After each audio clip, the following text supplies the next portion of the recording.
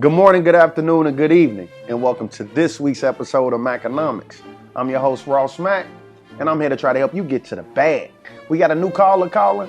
Talk to me, what you get?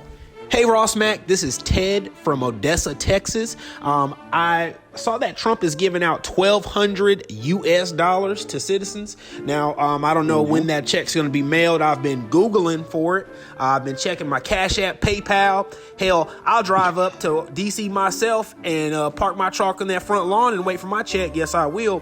Now, what can I do to possibly invest this money wisely? I have a cousin who has a tiger farm up in Oklahoma. Now, I'm trying to be smart with this. I don't know where to invest. Can you help me out? Man, great question. It's kind of two parts. I've actually been getting a lot of DMs about what to do with the stimulus checks and when are they actually coming. So for the first question, when are they coming? They're actually going to start sending checks out starting this week as well as going into early next week. And one thing that you have to ask yourself is if you have your direct deposit on file with the IRS, meaning you probably got a refund last year or something like that, then they already have your direct deposit on file, then they will be starting to send those out end of this week, early next week, right? And for those 6% of Americans who don't have a bank account, you should expect to receive yours in the mail. And just kind of going back, it sounds as though you're expecting to get $1,200 just for everyone else. To be clear, if you made less than $75,000 last year, then you should be qualified to receive the full $1,200. If you make more than $99,000, then you won't be getting anything. Now to the second part of your question on what exactly should we be doing with the stimulus check?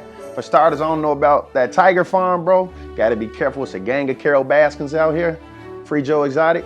Now to the rest of the world, man, when it comes to what to do with this $1,200 check or whatnot, before you start thinking about where to spend it or where to invest it, I think you need to first analyze your own financial situation, and then let's start trying to check off a couple boxes, right? The first thing you want to know is, do you have your emergency fund saved up, right? I talked about it on prior Maconomics a plethora of times. That is at least 6 months of expenses, right? This entire coronavirus should have told you, you got to have your money stacked up, right? The next thing I want you to do is now really assess your job. Do you have job security, right? Unfortunately, we've seen millions and millions of people filing for unemployment. Reason being, coronavirus just shut down the entire America, right? The entire nation for weeks at a time, right? Going on maybe 2 months right now, right? So if you have your emergency fund already stashed up, if you got job security, next thing I want you to do is now look at what debt you have, right? You need to start understanding exactly what the interest rates are, right? Average credit card rate interest rate could be like 18%. So these are certain things that you might want to start trying to pay down, right? If you don't have debt, you got job security and your emergency fund already stacked up,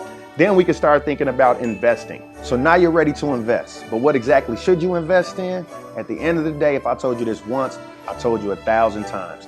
Be a long-term investor, because over the long course of time, this type of strategy is going to outperform. And what exactly is that? How about looking at the S&P 500? This is literally 500 of the largest, kind of best performing companies, right? That being Google, Amazon, Microsoft, Apple, right? JP Morgan, right? Strategies like that over the long course of time is probably going to get you about 10% returns on average, right? And I think this strategy is good for a person just starting out to invest, because it's something that if you stick with it and you have a long-term investment horizon, it's going to outperform. In fact, only 20% of hedge fund managers, right? People that are true professionals, only 20% of them are able to truly outperform the S&P 500, right? So when you think about it, you just getting that stimulus check. If you don't know what to invest in, I think a strong investment is going to be the S&P 500, as long as you maintain a long investment horizon. Next caller, talk to me, what you got?